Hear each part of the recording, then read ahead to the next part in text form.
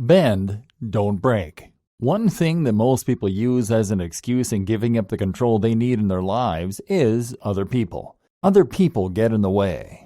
Other people make demands in their time so that they aren't able to achieve the things that they want to accomplish. Other people are responsible for the fact that they aren't able to get their lives organized and really take the reins. While it can be true that other people may pose interesting challenges when it comes to achieving our goals, the fact is that there is a difference between accommodating others and having healthy relationships versus bending over backwards to be a people pleaser and spending way too much time in doing so. People who master their destinies don't do it by kissing other people's backsides. They do it by putting their goals as top priority and achieving them by any means necessary. This doesn't necessarily mean putting other people on the back burner. The fact of the matter is that humans are social animals, and we survive and thrive in communities where we help each other to evolve and learn.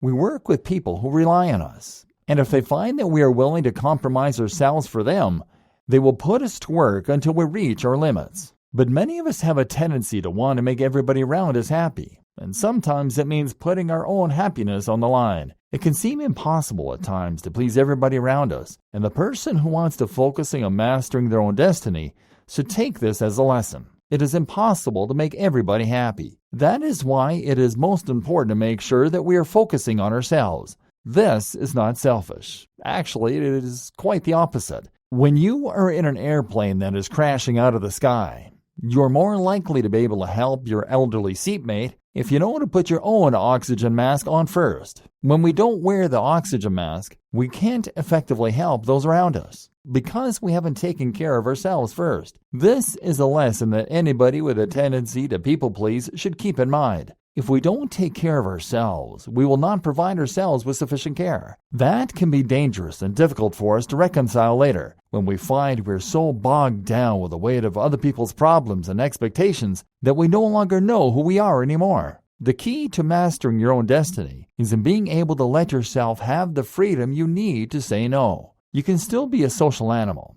You can still cohabitate with others and enjoy your team at work and achieve goals in a group setting. But the trick is in being able to set healthy boundaries so that you don't end up feeling as if you're being taken advantage of. Like the mighty reed, we need to bend, compromising only what truly needs compromising in order to succeed. We cannot break ourselves by taking on too much weight at once. Anybody who can step on us to serve themselves is likely to do just that. What we need to do is to learn how to set healthy boundaries. And the first step in doing so is put the oxygen mask on yourself and identify where in your life you could be more assertive. This can be difficult, as balancing family and domestic matters can often be a difficult and messy task. In this case, it is best to sit down and have a mature and respectful conversation with your family members or roommates about what household expectations are and what is reasonable to expect from you considering your responsibilities. Once a system is in place here, it is much easier to assert yourself. For example, if it is a roommate's turn to do the dishes, you can simply state it is so and refer to the agreement. This can be done assertively without any guilt on your part or temptation to simply buckle under the pressure of unmet duties that one might expect you to take on yourself. This is just one example of many.